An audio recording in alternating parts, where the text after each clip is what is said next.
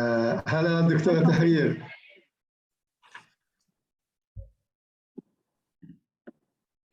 دكتورة دعاء تفضلي. All right. Hello, everybody, and welcome to our second event at the Academic Forum, Apetau Academic Forum. We're very happy to have you all here today. And I'm sure that you're all looking forward to a very interesting and exciting talk or a lecture or seminar about decolonizing English literature departments in the Arab world. Of course, this brings to our mind the decolonizing of the mind, and I'm sure that there'll be a lot of interesting discussions out of this talk. The speaker today is Professor Tahrir Hamdi. She's Professor of English at the Arab Open University, and she's well known. Okay, I will leave the introductions to to our moderator, also Professor Yousef Abuamrieh, who's from the University of Jordan, who will introduce Dr. Tahrir and will moderate the talk. So I'll leave you with our wonderful distinguished speakers. Thank you. May I just welcome our colleagues, Dua, before? Yeah, sure. Yeah, we should. Yes, yes. You're the one who. Sure, Dr. Jihad. Go ahead. Good evening, each and everyone. Good evening, colleagues. It's really our pleasure to have with us today a distinguished professor, Professor Tahrir Hamdi from Arab Open University, Jordan, and she will be talking about a very important issue. It has been there for a long time. It was important, it is important, and will continue to be important, decolonizing literature departments in the Arab world. In fact, the story probably has more. We really want to decolonize the Arab mind, not just departments of English, and probably beyond the Arab individual mind, the Arab collective mind and countries. The moderator is also a distinguished professor, Yousef Abuamrieh, dear colleague. Without any further ado, Professor Abuamrieh, you are invited to start. بسم الله الرحمن الرحيم. السلام عليكم ورحمة الله وبركاته. Good afternoon, everybody, dear colleagues, guests, and students. It's my great pleasure today to be the moderator of this important session.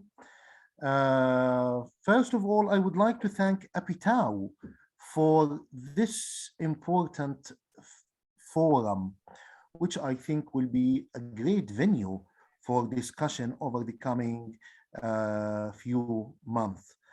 It's really an interesting. It is really an interesting and important idea, and it will contribute to further discussion of different ideas and issues about English language and literature and translation, of course. Professor Tahrir Hamdi is, before everything, is a good friend and colleague of mine. I'm proud to be one of her acquaintances. She is a real decolonizing professor. Her talk is Decolonizing the English Literature Departments at Arab Universities. Professor Tahrir Hamdi is a professor of anti-colonial and resistance literature and the director's assistant for academic affairs at Arab Open University, Jordan. She has published research articles in reputable international journals such as Ariel, a review of international English literature published by Johns Hopkins University Press, Race and Class, published by Sage Journals, Interventions, the International Journal of Post-Colonial Studies, published by Routledge, Journal of Post-Colonial Writing, again published by Routledge, and Arab Studies Quarterly, published by Pluto Journals and the University of California at San Bernardino. a journal founded by Edward Said and Ibrahim Abuamrieh in 1979. Professor Hamdi is also an assistant editor of Arab Studies Quarterly and the International Journal of Arabic English Studies, IJAZ, and an associate editor of a new journal called Janus Unbound, Journal of Critical Studies. Professor Hamdi is also on the editorial board of the Journal for Holy Land and Palestine Studies, which is published by Edinburgh University Press. Professor Hamdi won the Abdul Hamid Shoman Foundation's Prize for the best researcher in the humanities in the Arab world for the year 2020. She has published articles on Edward Said, William Butler Yeats, Mahmoud Darwish, Mourid Barghouthi, Saadi Yousef, Ghassan Kanafani, Najil Ali, Palestine, Ireland, and Iraq. She has a new book entitled Imagining Palestine, Cultures of Exile and National Identity, which will be published by Bloomsbury. The release date is set for December 2022. Professor Hamdi's research work revolves around resistance literature, anti-colonial theory, and the importance of place and space in literature. Her current research interests include decolonial studies and the complexities of space, historical, temporal, geographical, and imaginative within the anti-colonial and resistance spheres.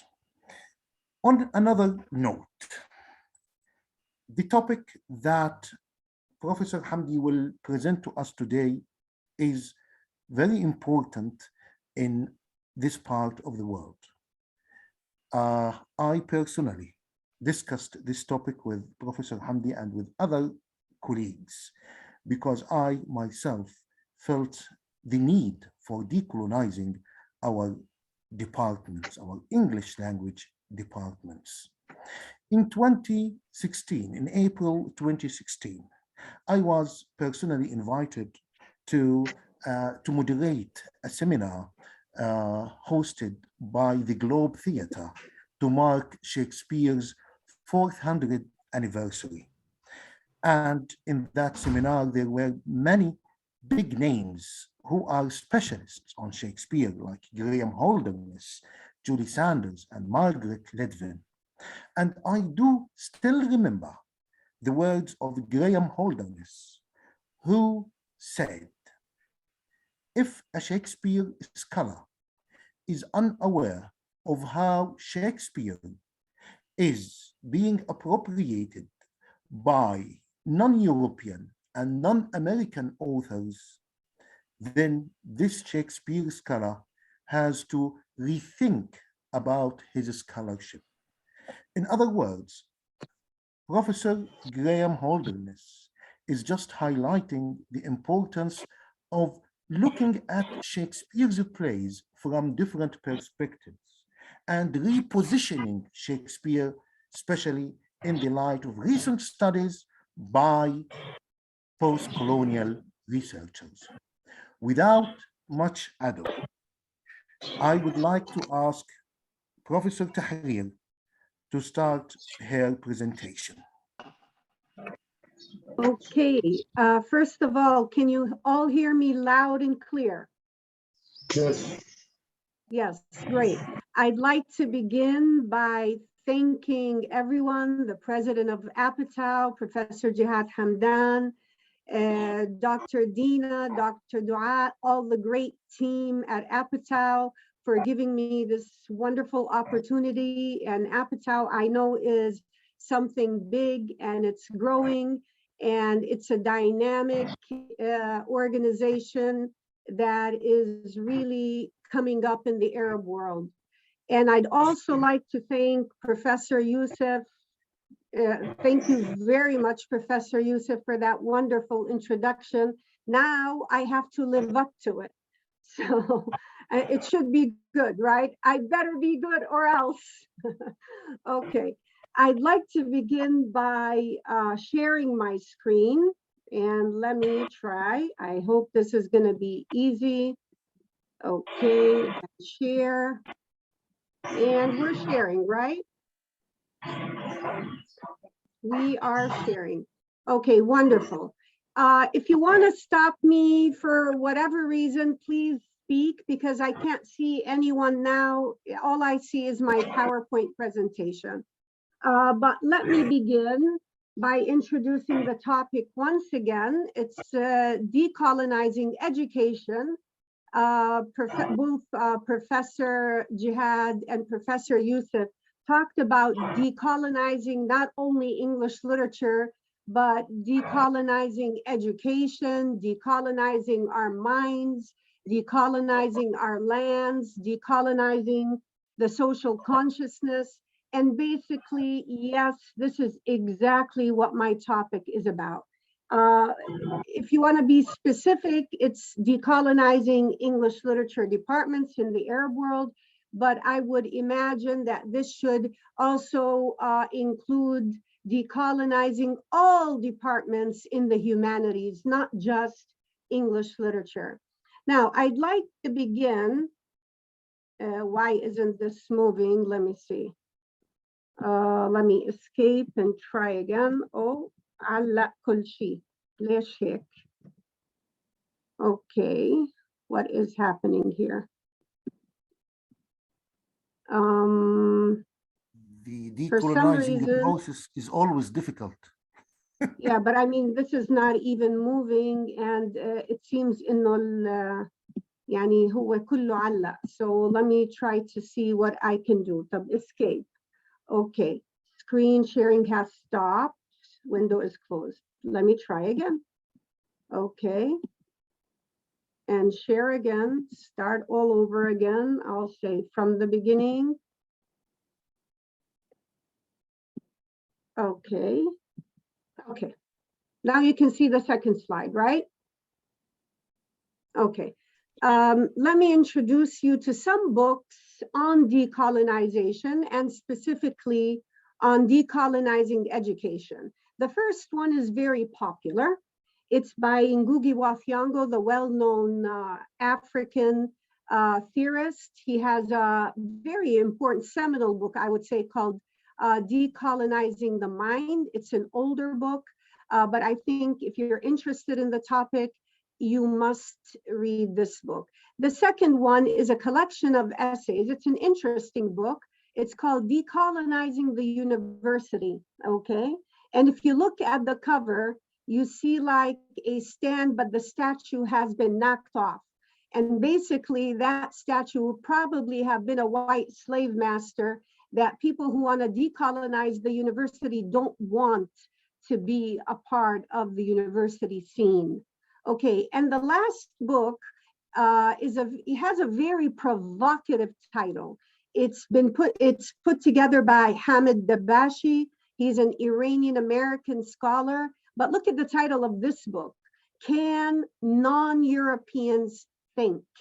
Very provocative, I think, but I mean, he gets the effect that he wants because he wants you to say, of course we can. Yes, we can. All right, I'd like to move on to the next slide. What am I asking for here? I am demanding a revolution in education.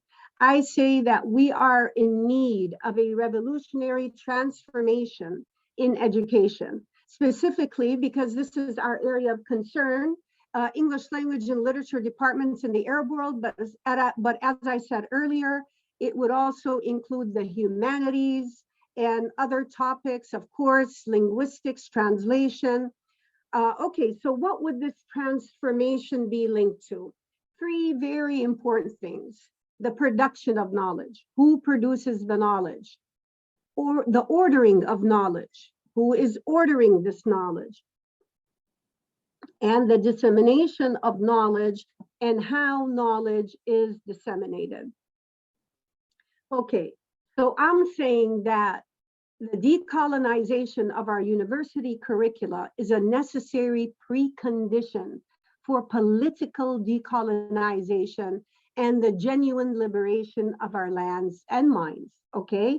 We cannot, absolutely cannot separate between cultural, let's say, studies, literature, the literature we teach our students, and political decolonization and the decolonization of our lands, okay? The two cannot be separated. In fact, the connection between culture and power has long been established by the likes of Antonio Gramsci, Louis Althusser, Paulo Freire, Frantz Fanon, Amilcar Cabral, Ghassan Kanafani, Edward Said, and others. All of them have talked about the strong connection between culture and power. Okay, now, epistemic disobedience, decolonial freedom. In his important article entitled Epistemic Disobedience, Independent Thought, and Decolonial Freedom, Walter Mignolo argues that the global South, who is the global South? We are the peoples of the global South. We're talking about the Arab world, Africa, Latin America, other parts of the world who are not considered the global North, okay? So Mignolo argues that the global South is in need of delinking their knowledge from that of the imperial West. And this entails what? Epistemic disobedience, coming from the word epistemology, of course, in the making of knowledge, the production of knowledge. Okay, but what do we need to do? We need to be disobedient, epistemic disobedience in the humanities. According to Mignolo, this knowledge power formula is clear in the West's representation of Western knowledge as the 0-point epistemology. What does that mean, 0-point epistemology? Means that all knowledge starts here. All knowledge starts in the West. All epistemology starts in here's the 0 point, here's the core, here's the center. Mignolo's saying, disobey. We must be disobedient. We cannot take this for granted and begin there.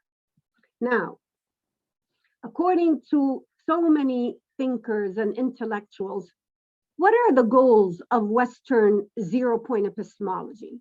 Two main goals. They want to ingrain epistemic obedience, and they want to maintain control over the knowledge-making process, okay? Here's a very interesting book by an American Indian, as in from India, not native Indian. Her name is Gauri Viswanathan. Her very important book is called Masks of Conquest. I think it was a dissertation that was supervised by Edward Said at Columbia University. But what does Gauri Viswanathan say here in her book? She says, English literary study had its beginnings as a strategy of containment. Please let that sink in. English literary study had its beginnings as a strategy of containment that would be used as a disguised form of authority or mask of conquest. That's why she calls her book Masks of Conquest. English literature and the teaching of English literature would be a mask to conquer the people, to make them consent, to make the colonized consent. Of course, she's talking about India and how English literature was used in India. She goes on to say, so English literature and the teaching of English literature was to maintain social control. And I would add mind control. Okay. Now, although Viswanathan warns against making a direct cause-effect connection between today's English literature departments and colonial control, it's not like imperialism can be swiftly undone merely by hurling away the text that it institutionalized. However, she does underscore the absolute necessity of recognizing that these same literary texts were put in the service of British imperialism. We cannot deny that. English literary study was put in the service of British imperialism. Now, I'm going to go back to the year 1835, something written by a British guy called Thomas Macaulay. He was a British administrator in India.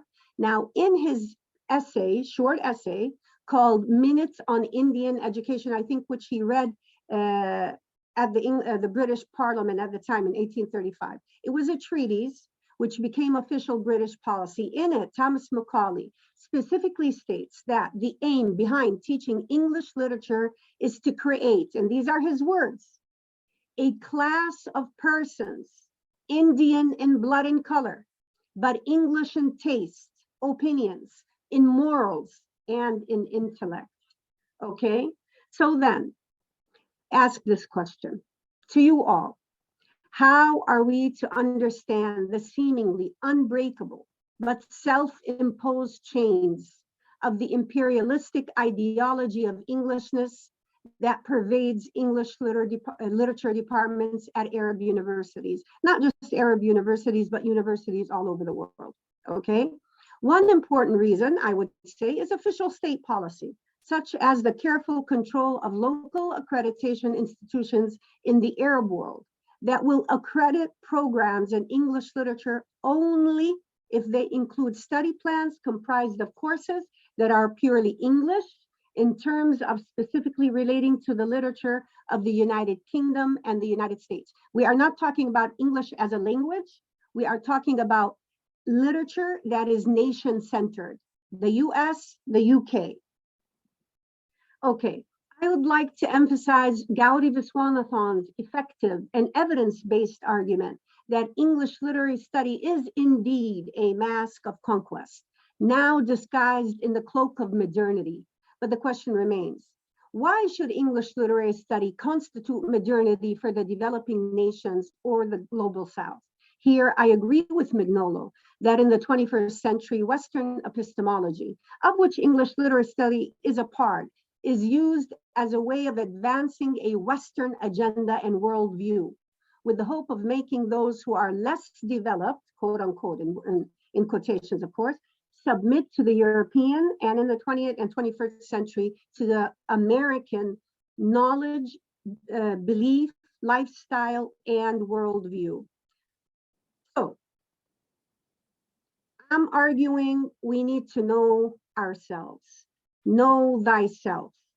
So it is precisely here that we need to pause and contemplate what Mignolo states, quoting the African intellectual Kwasi Wiredu. Kwasi Wiredu says, African, know thyself, which is also the dictum that Edward Said adopted from Antonio Gramsci when he decided to make agentive beginnings for his groundbreaking decolonizing work. In fact, Said, quoting Gramsci, uses this precise dictum in his book Orientalism in 1978 and his essay entitled Zionism from the Standpoint of Its Victims in 1979. Quoting Gramsci, this is what Said says. Of course, these are the words of Gramsci. The starting point of critical elaboration is the consciousness of what one really is, and is knowing thyself as a product of the historical process to date, which has deposited in you an infinity of traces without leaving an inventory. It is important, therefore, to make an inventory. Now, when we teach English literature mindlessly, what are we doing? Are we helping our students know their history, their past, their present, and their future? No. Are we allowing them, are we giving them or making them understand the historical process that has deposited in them all of these infinity of traces that they need to make an inventory of? No, we are not doing that at all. We need to delink, decolonize, and disobey epistemologically. Accordingly, instead of adopting other nations' notions of modernity, which are based on their imperialist worldview, the global South must start by constructing their own modernity, based on what? On knowing thyself, knowing your history, knowing who you are, your place in the world, what's happening around you, which entails understanding one's own history, culture, and traditions, and the context that led to their colonization, and in some cases, the erasure of their cultures, languages, and the dispossession, as we see in occupied Palestine today. This endeavor by necessity means that one needs to start by delinking, decolonizing, and waging a campaign of epistemic disobedience that would lead to liberation and not merely reform, as in civil disobedience, writes Mignolo, but a total transformation of the social consciousness. The Arab critic, Majid Shahade, a Palestinian critic, argues that Arab universities need to teach Arab and other intellectuals from the global south, such as Ibn Khaldun, Frantz Fanon. Shahade argues that the problem is that many Arab professors have an inferior scope of vision and can only see Arab knowledge through the prism of Orientalist knowledge. Agreeing with this assessment, the Iranian critic Ismail Zaini points out, scholars from the global south continue to engage in a mindless celebration of Anglo-American canonical literature. Let me give you the example of Cornell University. You all know where Cornell University is. It's in the United States of America, in New York. Now, isn't it interesting that Cornell University is in the process of decolonizing its English literature curriculum? Let me read you this. Cornell University's English department became the first in the United States to change its name from English literature to literatures in English. One of the professors who proposed this change, Carol Boyce Davies, she's a professor of English and Africana Studies at Cornell, and she did so. Why did she initiate the move? She did so in response to the slaying of George Floyd at the hands of a white policeman in the American city of Minneapolis, which later ignited protests all over the world in support of the Black Lives Matter movement. Boyce Davies poignantly argues, as academics, we are responsible for maintaining the order of knowledge and then transferring this knowledge to our students who then go out into society. I say this, the George Floyd tragedy rightly inspired this most important move at Cornell University. So why hasn't the brutal settler colonialism of the genocidal Zionist state against the Palestinian people who suffered daily brutality and expulsion from their homes done the same in the Arab world? This decolonizing mindset has not even made inroads at Palestinian universities in 1967 occupied Palestine, as Majid Shahade argues, despite the hegemony of Western knowledge that has enabled and supported the settler colonial project. So why is this? I'm arguing that we have a problem here in the Arab world. And I would call this problem, with the help of Michel Foucault, prison of the mind. It's a kind of self-policing, a prison of the mind. It's an idea related to the argument expressed by Michel Foucault about the panopticon. What is the panopticon? It's a disciplinary prison system of control, whereby prisoners, and we, the Arabs here, are the prisoners. We do not know when we are being watched.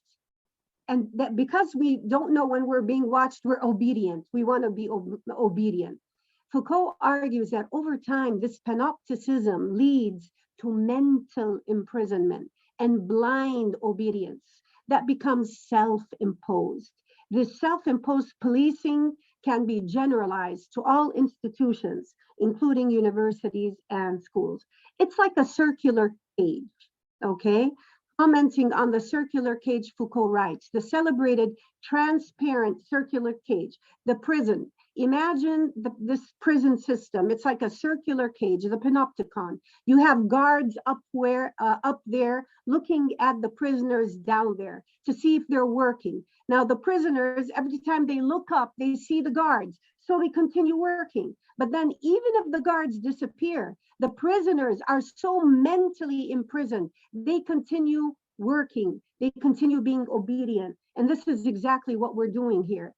Again, I'm going to go back to Foucault's words. The celebrated transparent circular cage with its high tower, powerful and knowing, may have been for Bentham a project of a perfect disciplinary institution. But he also set out to show how one may unlock the disciplines and get them to function in a diffused, multiple, polyvalent way throughout the whole social body. The circular cage that has diffused throughout the whole social body can definitely be felt in English literature departments at Arab universities. The Palestinian thinker Munir Fasher argues that we have not healed, we in the Arab world have not healed from colonization. He says, let's not use big words like decolonization, because decolonization refers to something that is outside. Let's say healing. Healing refers to something that is defeating us from the inside. The difference exists in the tools we use. Whereas in colonialism, we struggle against a danger from the outside. In healing, we protect, nurture, and strengthen our internal immune systems. Yes, so I'm not to dwell on what Fasher says. He distinguishes between education, which he calls institutionalized, and learning, which belongs to life. He says in the Arabic language, we don't have a word for education. We use the word ta'lim, and ta'lim is learning, and it is connected to life. So according to Fasher, let's go back to ta'lim, to learning, to life. He gives us a very interesting example, the World Bank in occupied Palestine. He says an institutionalized colonial education that is being imposed upon our universities must be approved or accredited by Arab ministries of higher education. He says that the World Bank came to occupied Palestine in Ramallah after the installation of the Palestinian Authority, 1993-1994. They started their work on three main areas: national security forces, national curriculum, and national banks. He says the first one, national security forces, are to control bodies. National curriculum is to control minds, and national banks is to own the future.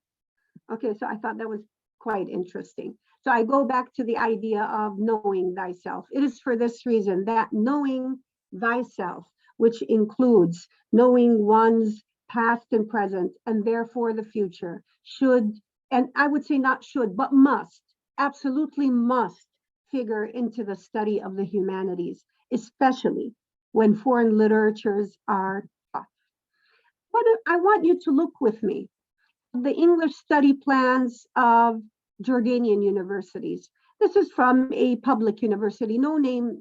I'm not going to use the name of the university because it's not particular to this university. All our universities are like this, okay? These are the mandatory courses. Please listen with me and read with me. English literature until 1660, American literature until 1800, English literature from 1660 to 1798, 19th century English literature, American literature in the 19th century, novel one, Shakespeare, 20th century English literature, 20th century American literature, criticism and literary theory, ancient and classical literature. This is from a private university in Jordan now. Very similar. English literature until 1660, Shakespeare. 17th and 18th centuries English literature. English literature in the 19th century, American literature one. English literature in the 20th century, introduction to English literature, introduction to drama, introduction to poetry, literary criticism and literary schools. Okay. From what I see and the course descriptions of some of these courses that I read, they confirm that the above mentioned courses at both public and private Jordanian universities, and I would say Arab universities, are taught for the purpose of transmitting knowledge rather than critiquing it. General sounding courses such as Introduction to Drama and Introduction to Poetry are mostly restricted to English and American literature and more marginally Western European literature. Again, the aims and mission behind such programs and curricula at Arab universities remain what? Colonially minded.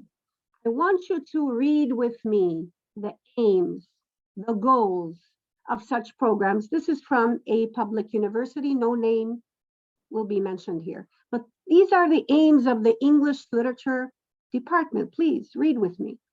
To contribute to the improvement of higher education in English language and literature, literature and linguistics.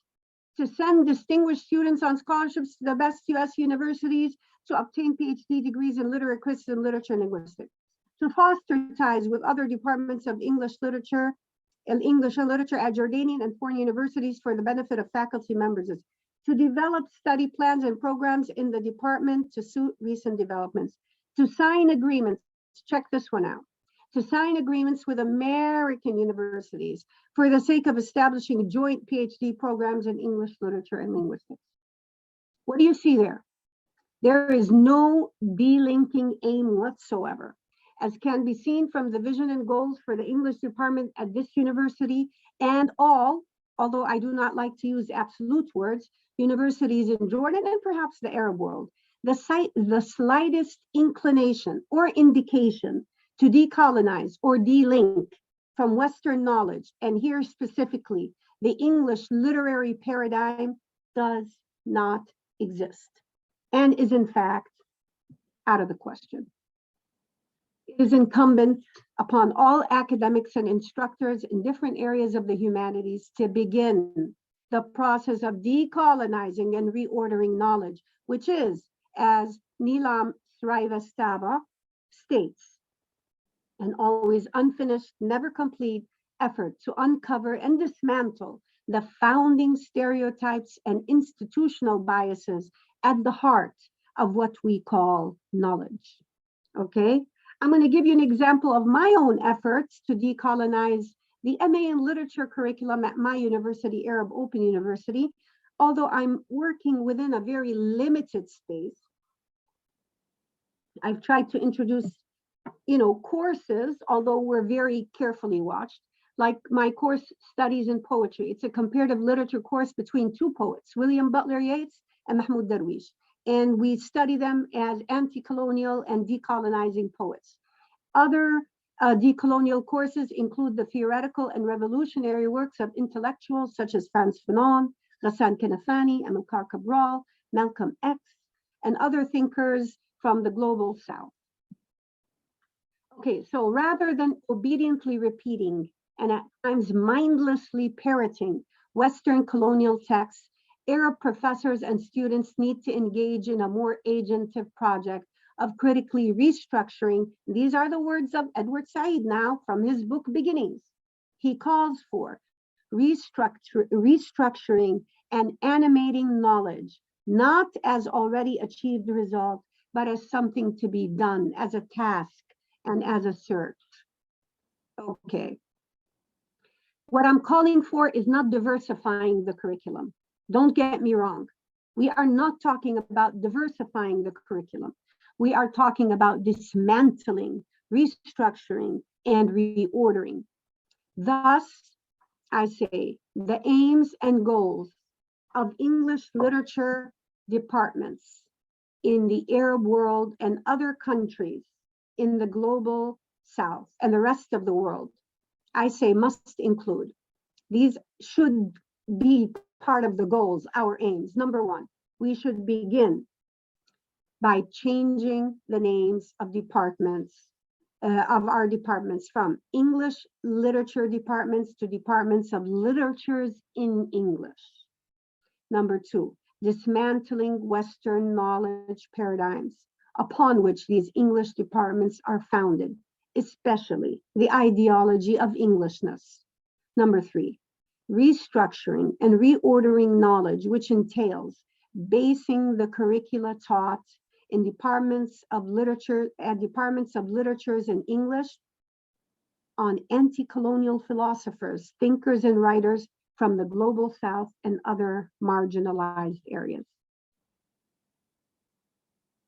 This does not mean, and I underscore here, this does not mean that Western literatures and philosophers are no longer to be taught. I use them in my own presentation.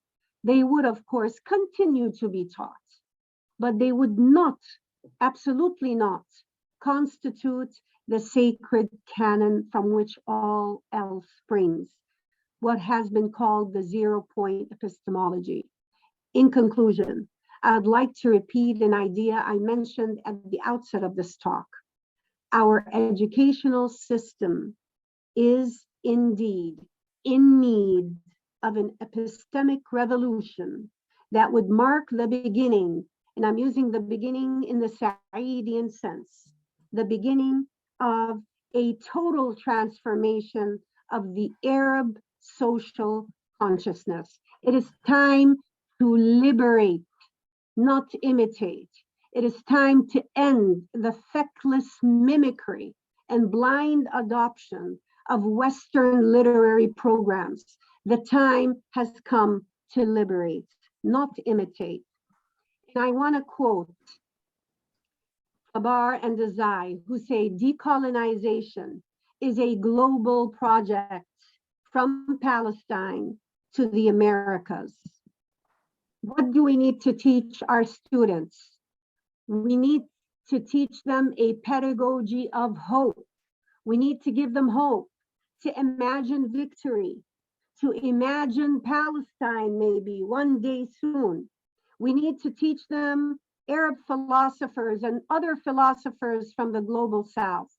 People like Ibn Rushd, Ibn Khaldun, Ibrahim Tuqan, Fadwa Tuqan, Nazik al-Malaika, Badr Shakir Sayyab, Ghassan Kanafani, Naji Ali, Mahmoud Darwish, Adonis, Murid Barghouti, Radwa Ashur, Asya Jabbar, Abdurrahman Munif, Mahatma Gandhi, Frantz Fanon, Aimé Césaire, Amilcar Cabral, W.E.B. Du Bois, Malcolm X, James Baldwin, Ngugi wa Thiong'o, Chinua Achebe, Paulo Freire, Muhammad Abid al-Jabri, Edward Said, Angela Davis, Kwasi Wiredu, Bell Hooks, Audre Lorde, Amiri Baraka, Walter Mignolo, Cornel West, and many others. Can you recognize any of these? I'm pretty sure you can, in these wonderful intellectuals of the global South. Of course, the first one is Radwa Ashur, Murid Barghouti, Cornel West, Najil Ali, Malcolm X, James Baldwin, Mahmoud Darwish, Edward Said, Ghassan Kanafani, Frantz Fanon, Angela Davis, Ngugi wa Thiong'o, Ibrahim Tuqan, Gandhi, and Bell Hooks. And with this, I leave you and say, decolonize, and thank you for listening. And I'll stop sharing here to hear your questions. Thank you very much, Professor Tahrir, for this thought-provoking presentation. It echoes your name. it's just an echo of your name, to liberate and decolonize. Thank you very much. It's really an interesting talk. Would like to open now for Q&A. So if you've got a question, just please go ahead and ask your question to Dr. Hamdi. Go ahead and shoot. Yes. But don't kill. Don't kill. Don't kill. I've got just a comment, probably because just to start. Well, one way I think of decolonizing departments of English into departments of literatures in English is to increase the number of literatures written in, of course, in other languages and by people from different cultural backgrounds. I myself, I teach a course at the PhD level, Arabic texts in English. And when I started to supervise PhDs, I was confronted with stubborn resistance that I am not allowed, and my students are not allowed, to write their PhDs on Arab writers in diaspora only. So they have to include with that a canonical figure. Of course, I resisted and I resisted. And now the result is that 70% of the PhDs in English literature at the Department of English Language and Literature are written on Arab diasporic literature. I feel so happy and so proud for this progress, but I think there is much more to be done. But I'm sure that your presentation now will also incite other people and will open their eyes into doing something similar in their own departments. So Absolutely, Can you Professor. allow me? Yes. Excuse me? I have a comment or a question, if you allow me, Dr. Yeah. أهلا يوسف. دكتور غالب. أهلا وسهلا. السلام عليكم. كيف الحال? عليكم السلام. أهلا. Go ahead. Long time no see. From Los Angeles. Los Angeles. San Francisco. We are still in Sharjah. All right. Good evening, everyone. First of all, I would like to thank you, Dr. Tahrir Hamdi, for this very nice talk. I like it really, and I actually liked your presentation about decolonizing education, decolonizing the departments of English. But I have, it is a matter of power, I think, and ideology is something else that you already mentioned. You mentioned that we need to change the departments of literature, the departments of English literature or English literature departments. Unfortunately, in the Arab world, we have Department of English and Literature. So it is not a literature department. There is something else. It is language plus literature. I would like to give an example of colonization in the departments of English language and literature. About 3 years ago, I think, or 4 or 5 years ago, we were thinking of replacing one course with another. And we had a struggle, we had a fight actually, to change or reduce one of the literature courses. And Dr. Yousef and so many others are now they were witnessing what happened. And then nothing happened. I think the change should be changing our mentality, I think. I mean, as professors, we need to change ourselves, first of all, before thinking of decolonization. I need to change. If I ask Professor Yousef Abuamrieh, who would like to change the English literature from 1660 up to 1660 with a linguistic course or with a course about Ibn Khaldun or whoever, do you think that he will approve it? Dr. Yousef? I will happily agree. There you got it. Good news then. Then Dr. Tahrir, then Yes, Professor Tahrir already liberated the departments of English. Thank you. Thank you so much, you Professor very much. Ghalib. I'd like to comment on what you said. Yes, it is difficult to do because we do have things like local accreditation, and they are very specific. Even, they come to, because I'm involved now in local accreditation, they'll tell you, this doctor's specialization is comparative or Middle East studies, so does not fit in our English literature department. Very trivial matters. I think, we don't need a colonizer when we can colonize ourselves. Why should we call it English literature? Literature is in English.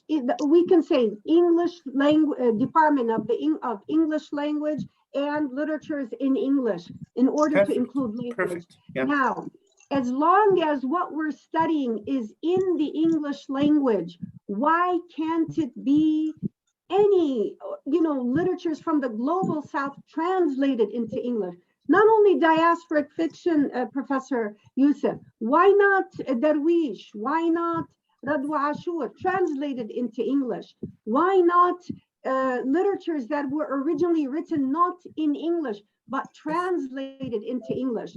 Because I just feel that the restrictions that we impose upon ourselves, we are self-colonizing, we are self-orientalizing, we are self-enslaving, we are self-imprisoning, we are making ourselves live within a mental prison. Who says, tell me, who says we can't do that? Local accreditation, I'll go to local accreditation. I know Professor, I forgot his name now, but I know the person in charge. Let's sit down and talk.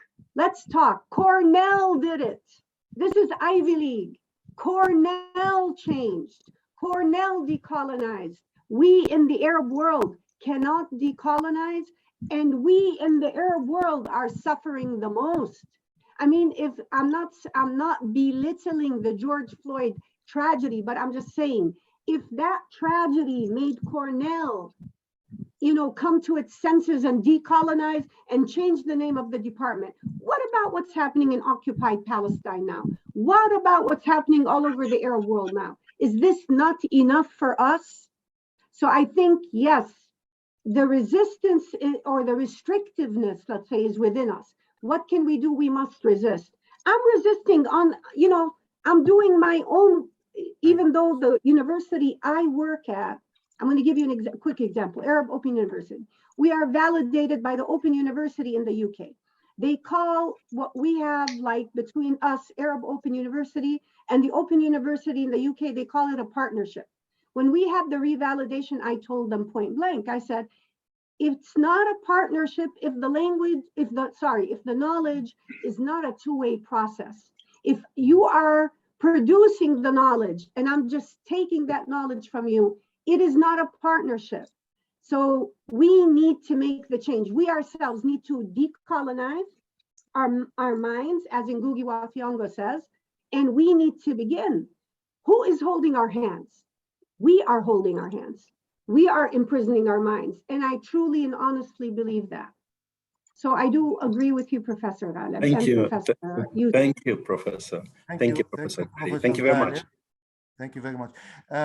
Professor Tahrir, I've just went over the comments and most of them are quite positive. Not most of them, all of them are positive and they really like your presentation. And I've got one comment here saying, and I think you've already done that, can you comment please on the very idea of preventing students from including Arabic intellectuals in their dissertations? In a way, you answered actually this question, but if you want to just add a few words on that. The question is about adding Arab intellectuals, or what? Can you comment please on the very idea of preventing students from including Arabic intellectuals, I mean Arab intellectuals, in their dissertations? Yeah, I would say talk to your supervisors. I mean, if we can convince, it's about convincing ourselves. Professor Ghalib said it really nicely. He said, we need to convince ourselves, ya Jama'ah. We need, for example, if you want to include an Arab writer in translation, an Arab intellectual in translation, Arabic poetry in translation, what's the problem? We at the Arab Open University, for example, we have students working on Mahmoud Darwish, Kanafani, Murid Barghouti, Radwa Ashur. Today, I looked at several dissertations on Radwa Ashur, for example, who wrote in Arabic, but of course, they're looking at it in translation. Now, even our dissertations, by the way, they go to the Open University for approval, and they can see we're doing Darwish, Kanafani, Radwa Ashur. They have no problem with that. And they give us their degrees, which are, degrees in English literature, even though we are, all of our students, I would say, the vast majority, maybe 95%, are doing Arab poets and novelists in translation. Yes. We are restricting ourselves. Talk to your supervisors, talk to the head of department, talk to local. I don't think local accreditation has anything, because we're doing it. They're not telling us we can't do it. Now they know. Now I made it public, okay? Dr. Rania from Cairo said, can you please allow me to speak? Yes. Oh, yes. I was just about to say that. Go ahead, please, Dr. Rania. Right. Well, good afternoon from Cairo. I'm Associate Professor Rania Khalil in the Department of English Language and Literature, Faculty of Arts and Humanities at the British University. But I'm also the director of the Research Center for Irish Studies. Now, I'd had the pleasure of meeting Professor Tahrir in Jordan in November 2021. So listening to your talk today, of course, I'm all on board. Now, my suggestion is, I am in a position to collaborate, to offer a summer school, all right, and invite professors from around the Arab region to bring this into effect as a starting point, as action. I mean, theoretically, yes, we've got the accreditation. We've also got similar structures here in Egypt which might be very difficult to break on a large scale, but on a smaller scale and at my level, and what can I do to make a change and put it into effect and support early and mid-career researchers, is to collaborate on a summer school where we can invite on campus professors from different countries around the Arab region, where we can actually enlighten them, support them, and take this forward. If this can be considered, I'd be more than happy to be on board and give it my full support. Thank you. Thank you. That's brilliant. What do you think? I think maybe Apetau can, collaborate in what Dr. Rania is talking about. It sounds brilliant. Yes. Sort of inviting speakers from different parts of the Arab world. Dr. Rania, this is what you're saying, like a summer school thing? It's a summer school. We would invite and actually invite them in the sense of actually pay everything, invite them, host them for maybe 3 or 4 maximum week. And we would also open this for students, whether they're PhD candidates, MA registered students, who can actually come and stay and be educated and enlightened by the different professors. So it would be put like a summer school, a full summer school with a program, fully structured. And I know how to put that in place in collaboration with other professors, but I do need another partner, university or institution to work with me, so that it's got what, so that's fully recognized and would attract PhD candidates as well as professors from different Arab countries around the region. I think that what you're talking about is crucial. It is essential. We all feel it. We just don't know possibly where to start. But this is one way of doing it, putting this, breaking it down into steps. So if there is a partner that would collaborate with me, yes, it can be done. Okay, thank you, right. Dr. Rania, for putting that out there. Thank you very much. I saw Dr. somebody's hand up, Noor Kilani or yes, somebody. Noor Kilani wants to ask a question, but before Noor is one of my students, one of my PhD students. But before Noor, there is a question by Natalie Yaqinian. Dr. Tahrir, I also often wonder about the status of Arabic Studies Department in Jordan. Do you have any idea what the status of the Arabic department is? Dr. Yousef, I think Dr. Nabil Alawi wants also to, is raising his hand and he wants to. Right. Yeah, can you let's take that question and then I will find. Yeah, the question is the status of our Arabic departments. She's asking about Arabic departments. Yes. Yeah. Dr. Nat, I hear. Can somebody mute? I think somebody. Dr. Dina, could you please mute the other speakers, please? Is it Dr. Dina?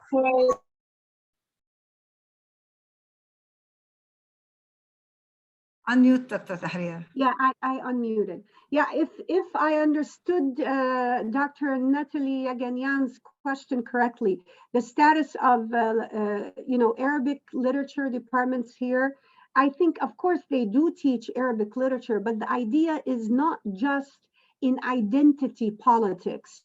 It is not just a matter of teaching Arabic literature. Do you understand what I'm saying? It's about, trying to structure a kind of knowledge that is anti-colonial, that is resistance-oriented, that is centered upon knowing thyself, as I was saying, knowing our history, teaching decolonizing ideas and methodologies, disseminating that knowledge. So even if Arabic literature departments are teaching Arabic literature, that does not necessarily mean that they are decolonizing the curriculum in any way. I think she had a question or a comment that Dr. Natalie, yes, thanks, she's saying. Okay, if I answered your question, even if they're teaching Arabic literature, they're not teaching the program of decolonization, of decolonizing the mind that we are talking about. Okay. Right. طيب, Noor Al-Kilani, and then Dr. Nabil Alawi, and Yes, after that, fantastic. I've got Amna Abu Samin. So Noor Kilani, please go ahead. Can you hear me? I can hear go you. ahead. Yeah, I'd like to thank Professor Tahrir for her mind-opening lecture, and thanks to Professor Yousef for the invitation. I'm a PhD student at the University of Jordan, and my point is that as a student, I enjoy learning the English literature. I mean, who doesn't enjoy Shakespeare or Austen or others? I mean, instead of changing the English department, why not include courses about the Global South literature or a separate department for literature and translation? Thank you. Okay, if I may answer your question, Noor. As I said, does that mean we stop teaching English writers, thinkers, philosophers? No, it does not mean that. However, we do not treat it as the 0-point epistemology. I use that in my presentation. We don't consider it as the canon. Professor Yousef was telling you a while back, he said, I tried to include, and they were saying, no, you need a writer from the canon. You must have a writer from the canon. This is not just something that is said to Professor Yousef, by the way. When I was at the University of Jordan, it was something that was said to me. No, you can't do that. You have to have somebody from the canon. No, you can't do that. You can't touch that. So the idea, Noor, is we do, retain some, let's say, writers, philosophers, and you like Shakespeare, okay, but they are not the core. They are not the 0-point epistemology. It's not, also, there's something very important. You cannot be satisfied with something called diversification, because diversification means what? Okay, the core stays the core, the center stays the center, and we'll diversify a little bit. We'll bring in, somebody from there and somebody from there. That's dangerous. Why? Because still you are marginalizing these other people, and you're keeping the English nation-centered. Notice, Noor, this is the problem. Nation-centered. England, US. Why should it be that way? You need to start deconstructing here, Noor. Start deconstructing your mind. I know you enjoy Shakespeare. We can do Shakespeare, but that doesn't mean that Shakespeare should be the center. Okay. Yes. Dr. Nabil? Dr. Nabil Al-Alawi, he's from Palestine. Thank you very much, Professor Tahrir. It is really amazing, and I congratulate you on this.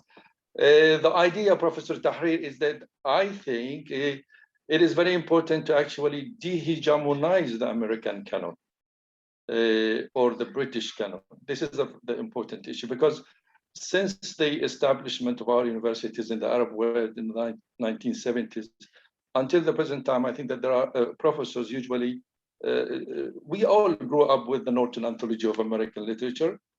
And these people, I mean, the editors of these anthologies, they decide what for us, what to know and what not to know. The idea is that maybe your talk invites us to really think of really establishing our own canon. I mean, what writers, because after all, in the English department, any English department, we have to understand that we have a course that is called American Literature, and a course that is called British Literature, a course that is called Shakespeare, and a course that is called World Literature.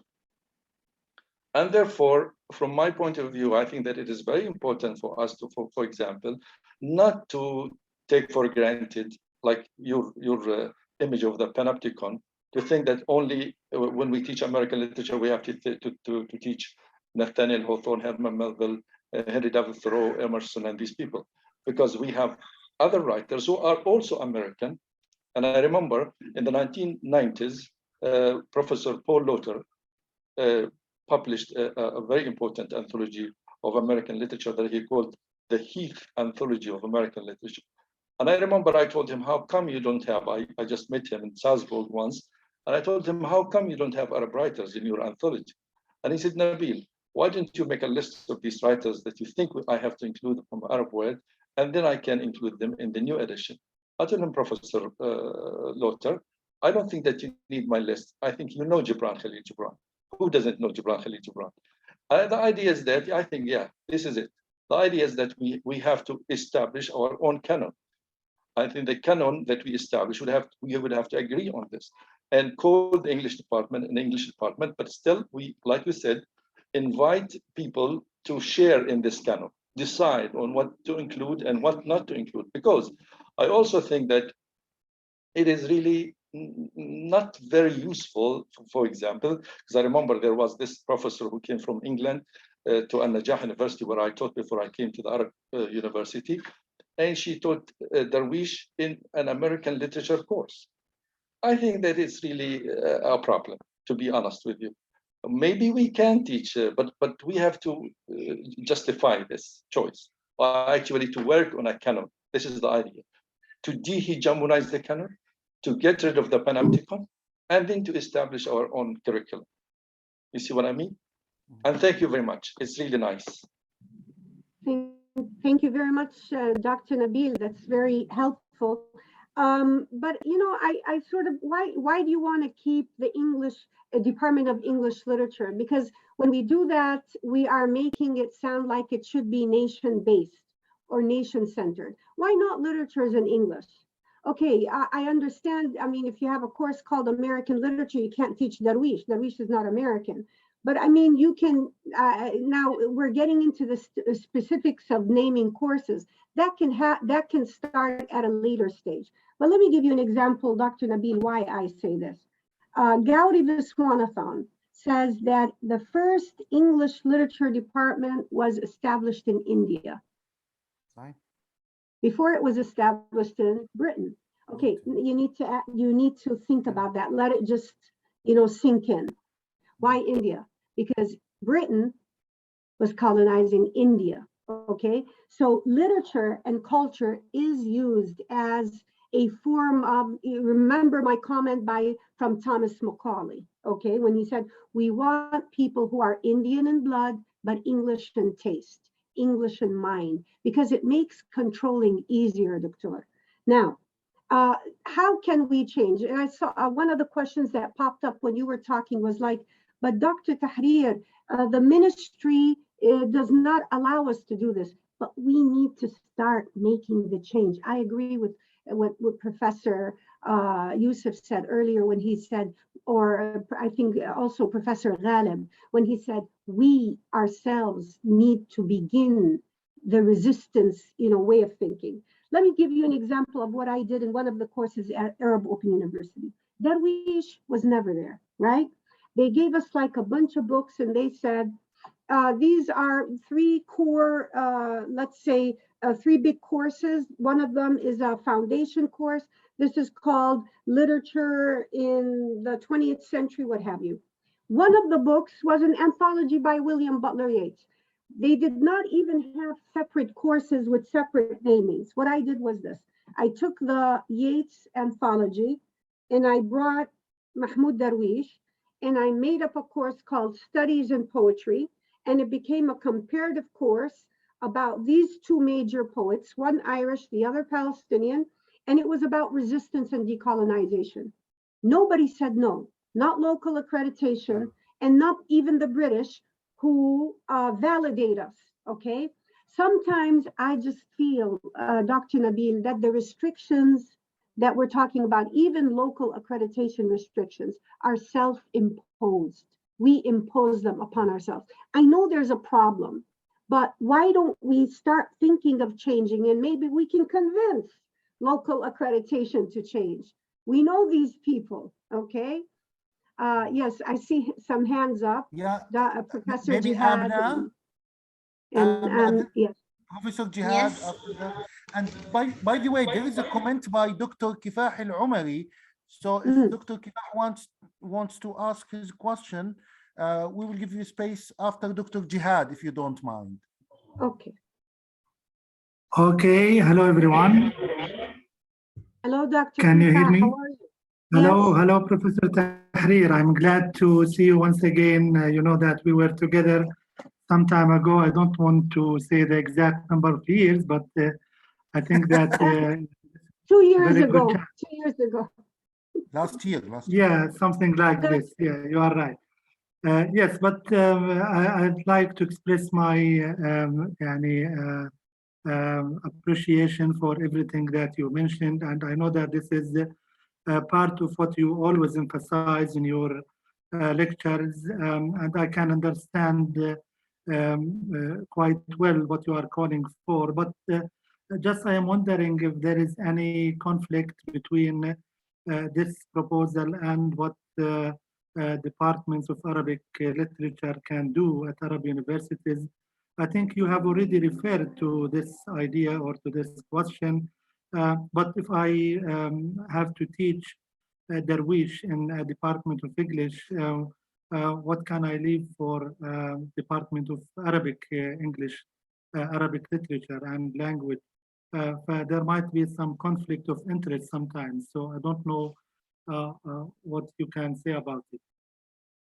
Yeah, Dr. Kifah, we are not only teaching Darwish, we are teaching poets, novelists, philosophers, thinkers from the global south, not only the global south, because to be honest with you, even, you know, American literature, you have Toni Morrison, James Baldwin, Langston Hughes, you have so many names, so many people. So Arabic literature, as I said, is not a decolonizing department. They are definitely not a decolonizing department. Their methodologies differ, their worldview differs, their perspectives differ. Yeah, they teach Darwish, but they may not teach Darwish in the way that I would teach them, for example, comparatively with William Butler Yeats. You know what I'm saying? So we're not saying that we're only teaching Arabic literature. That's not the point. We are teaching literatures from all over the world, not just England and the US. We are traversing all the continents and all, you know, any part space in this world, and in the north and the south. We're not limiting it to anybody, but I'm just saying that we are not, or we should not make it a nation-centered department. Britain and the United States. This is what I'm saying, Dr. Kifah. Amna? Okay, thank you very much. You're welcome. Thank you. Yeah, assalamu alaikum. Thank you, Professor Awad and Professor Hamdi, for your great, lecture. And my question is about, as a PhD candidate, I write about African American literature, and I'd like to hear your opinion about how can we decolonize in this specific area, because my later works will be on African American literature, novels, etc. Thank you. You're already Amne and Dr. to be Amne. You're already within the scope of decolonization and decolonizing the curriculum, because your work in African American literature, James Baldwin was one of the people I put up. Yes. James Baldwin, of course, was an African American, a Black American thinker and critic. So you are already there, okay? You're doing the right thing. You are talking about, the ideas that we have in mind. So you need to include thinkers like Baldwin in your work, Frantz Fanon in your work, because your work in African American literature, you have also people like W.E.B. Du Bois, okay, and yes. the double consciousness. Baldwin, as I mentioned, by the way, Baldwin was one of the first people to heavily criticize the existence of Israel as a state, by the way. A very important thinker.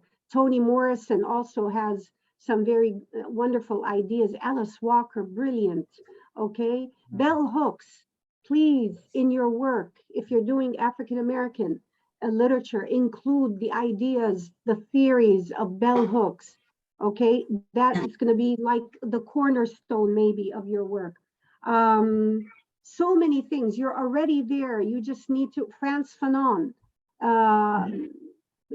Frantz Fanon's not only The Wretched of the Earth, but I think black skins, white masks. White masks, yeah. Exactly. Very relevant ideas. Now, these are the thinkers you should be including in your work. You're there. You're participating in our dialogue, in our conversation, and you're taking part in the decolonizing of the mind. Thank you. Thank you, Professor. Our president, Apetau president, Professor Jihad. Thank you very much, Chair. I'm really very happy with the talk, this illuminating talk by Tahrir. And this is not strange coming from Tahrir. I know her, I have known her for a long time. This is really motivating and would also instill in us all a responsibility for the change. I remember myself, I started working in a department, I mean, everyone knows where I started, which was protected heavily by the old guard. Yes. Yeah. If you want to, even if you want to publish, even in literature, publish on English writers. In linguistics, never, not allowed at all to publish about anything in Arabic. Arabic is for Arabs and for the Arabic department, but not for linguists.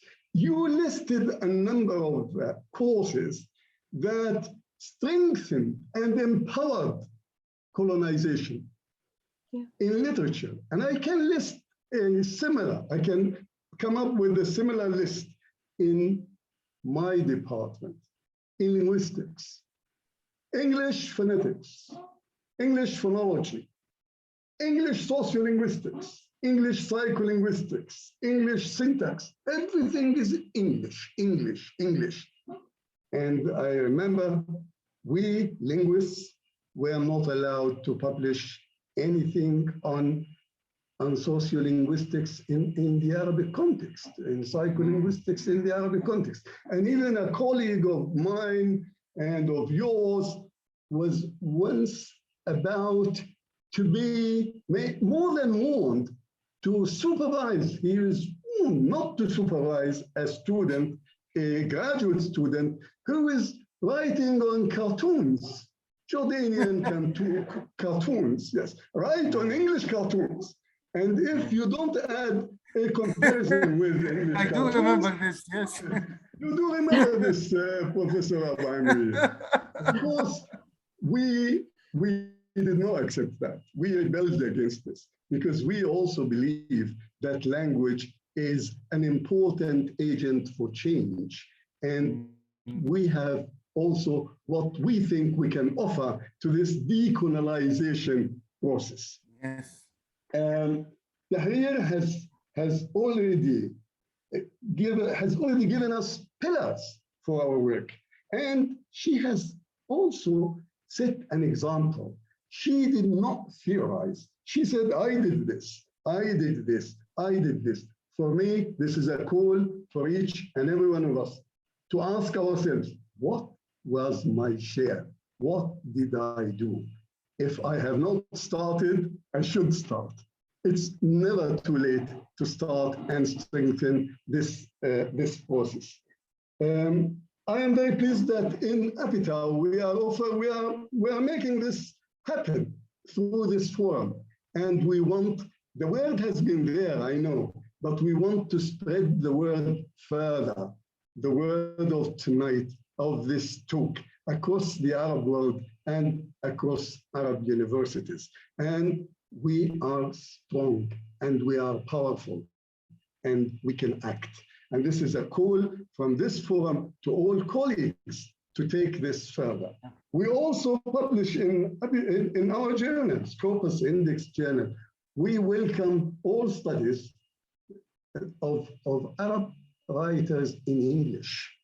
And whether they compare, whether the study compares or does not compare, that's with an English writer.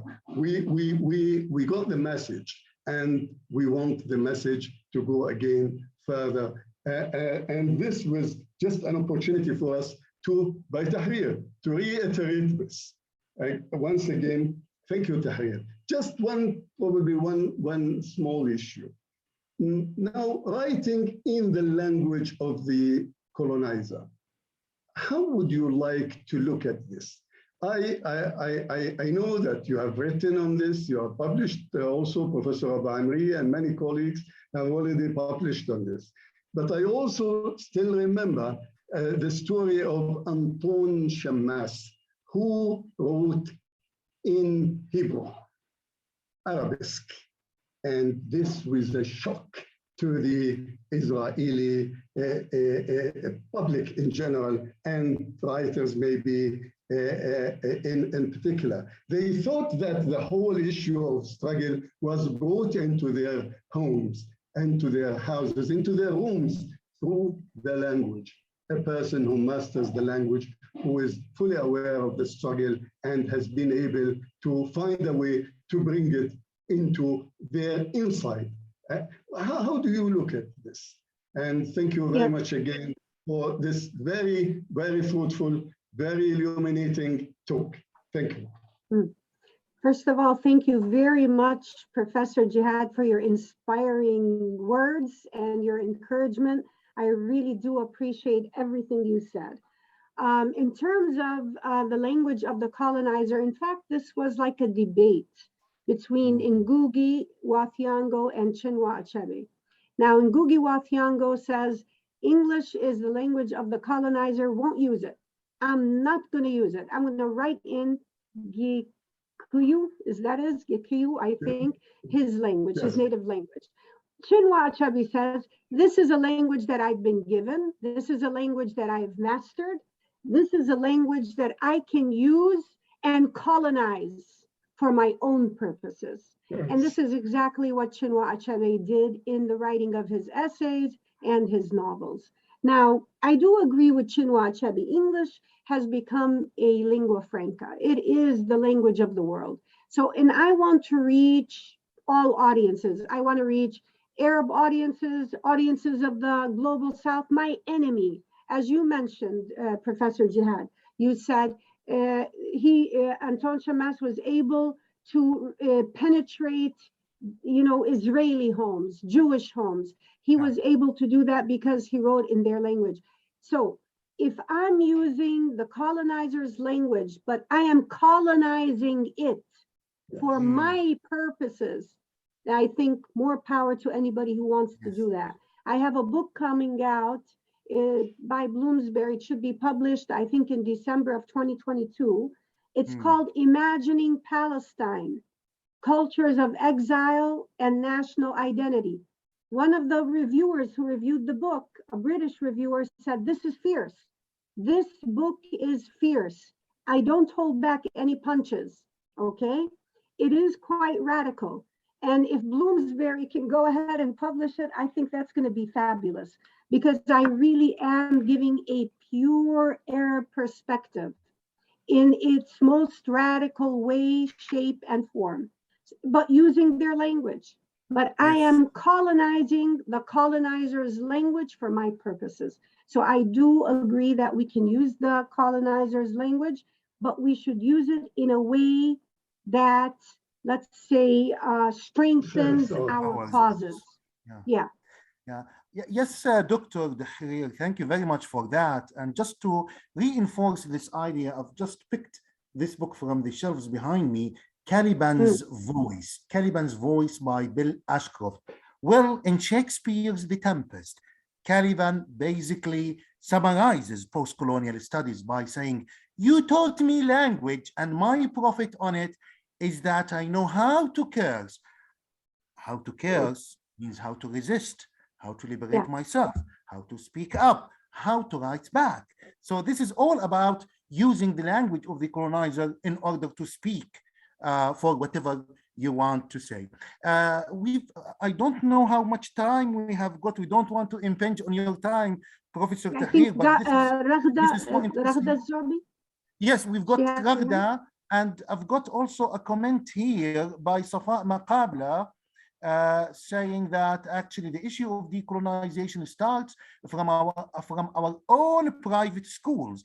The international department students have full Americanized mentalities, and they are really proud of being away from the Arabic culture and history. Alas, what Safa says is absolutely correct. Unfortunately, Yes. Let us hear from Raghda, and then I will ask our hosts if we've got time for more questions.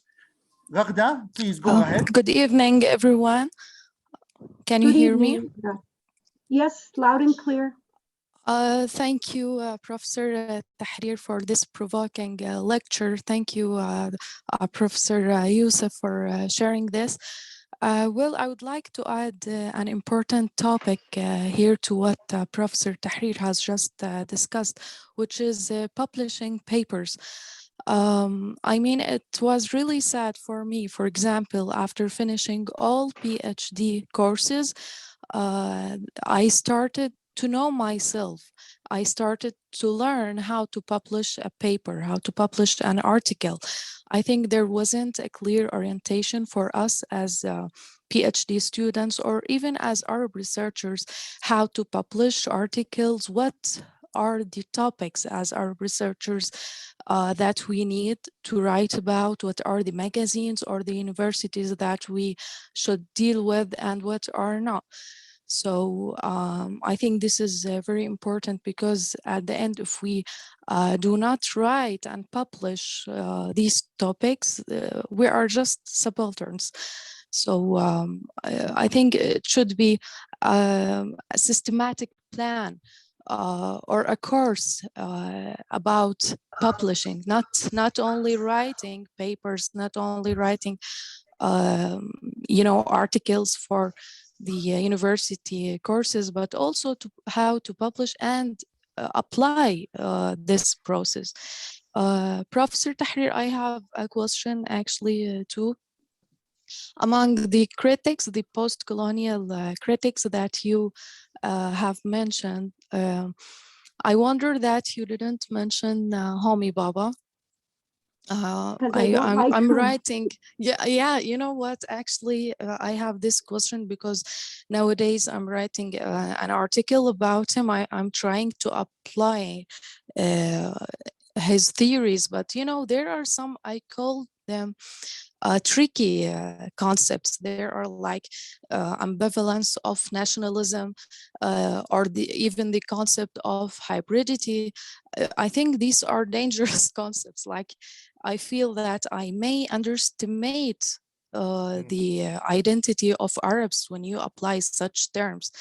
And I feel sad that, we haven't been taught about such concepts as the way or the orientation that you, Professor, have just discussed. And that's it. Yeah. Thank you. Yeah, thank you very much, Radha, for everything you mentioned there.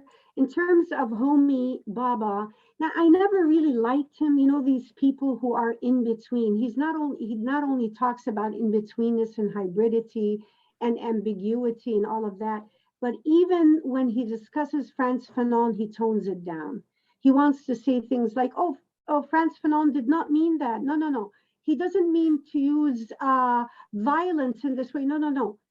He is always apologetic. So I just feel that he is not anti-colonial or decolonial in the sense that I'm talking about, or in the people that I presented. Or the way Benita Parry is. The way Benita Parry is. Exactly, absolutely. Yes. And for example, Gayatri Spivak was herself criticized by Edward Said.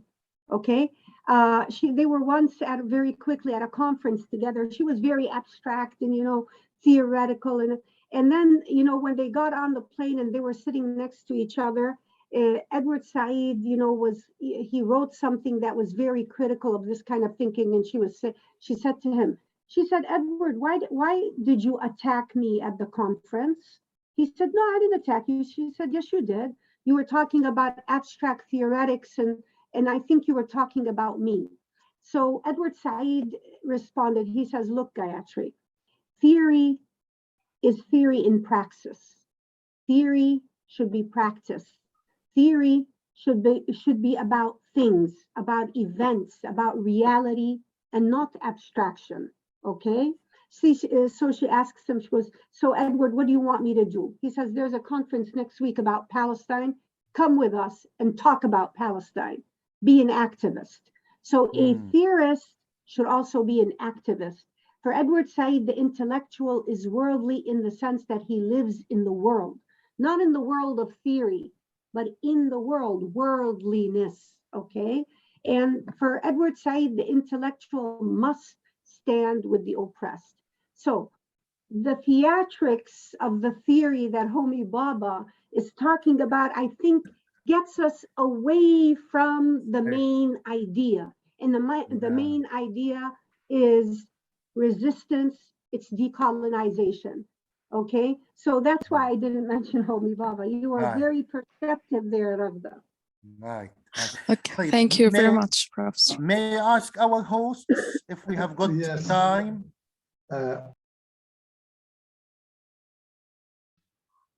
I think it's high time for us to thank our keynote speaker, great keynote speaker, Professor Tahrir Hamdi, for being with us tonight, for leading this activity, this wonderful activity, together with our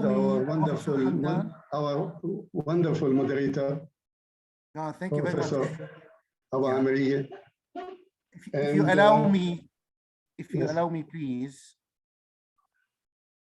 Yes, please. Professor Hamdan. Yeah, first of all, I would like to thank Professor Tahrir for this wonderful talk.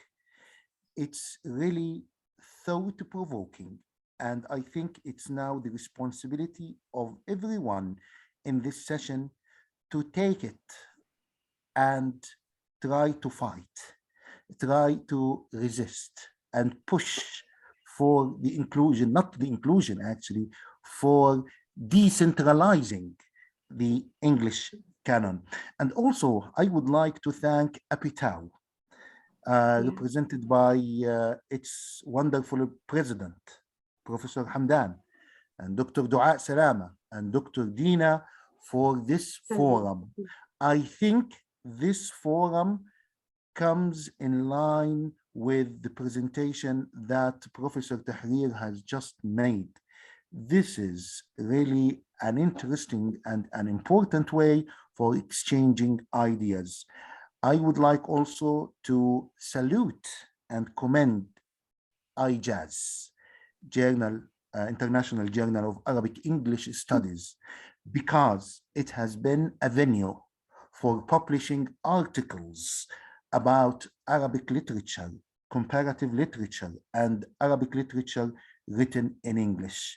I think IJAZ is one of its kind. It's a unique journal, and we all should make our contributions to this wonderful journal. And can I just thank everyone? I really want to thank every single one of you, Professor Jihad, Professor Yousef, for everybody who attended. And for the brilliant questions. And I was just reading some of the comments that were popping up. I really want to thank our audience, brilliant comments, and thank you very much.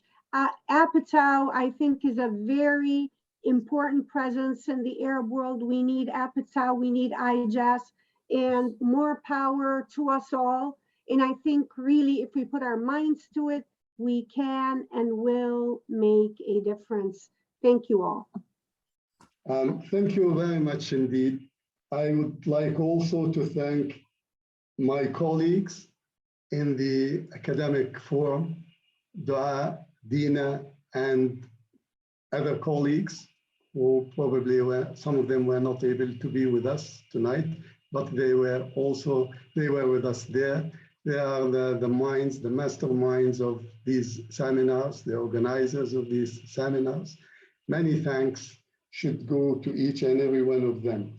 In particular, I also like to thank our great colleagues and friends who were with us here tonight, because without them, this seminar, great seminar, would not have been possible or would not have been great as it was.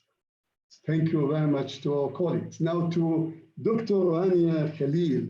I was disconnected, but I would like to thank her for the idea she suggested, and I would encourage Dr. Rania to write to us in Apetau, to write to me in particular. We will discuss this together and we will see what we can come up with as something potential for further development of the ideas that were presented and will be disseminated across the Arab world. Dr. Rania Khalil, you are welcome to communicate with us. With this, we bring this great seminar to a close because of time, not because of anything else. I know that, you see, we started with a larger number than, we started today with a larger number of colleagues than the number last time. And I'm sure gradually we will have greater and greater numbers of colleagues sharing, whether presenting or coming to interact with presenters or even suggesting ideas. Thank you very much. With this, we bring it to a close. Bye-bye. Thank you all. Thank you all. Bye-bye. Thank you. Bye. Bye. Bye.